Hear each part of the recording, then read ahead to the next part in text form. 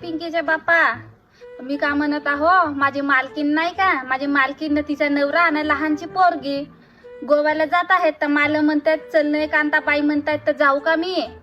नागपूरला जाऊन याची अवकात आहे का तुझी?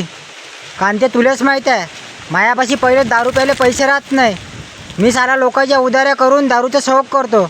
लोक साले माया घरी जोडा घेऊन जोड्यानं मारतात, आणि तू मला गोव्याला जायची गोष्ट करते. कुठून पैसे देऊ मी तुला? माहित आहे ना मला, तुला पैसे मागत आहो का मी? विचारत आहो ना फक्त जाऊ का म्हणून.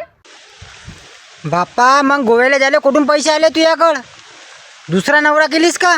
कुत्र्या, तुझ्या जीबाला हाडगीळ आहे का नाही? काही बोलत आहेस तर मी माझ्या पैशाने जात आहो का? मालकींना म्हणलं का आम्ही दोघं नवरा बायको जात आहो, लहानची पोरगी आहे तर सामान बिमान धरायला चल कांताबाई म्हणलं.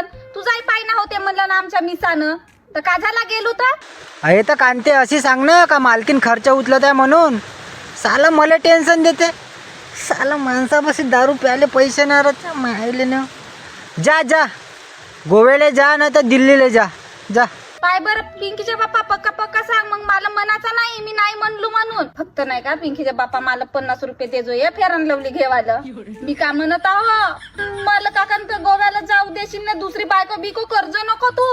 का म्हणलीस दारे?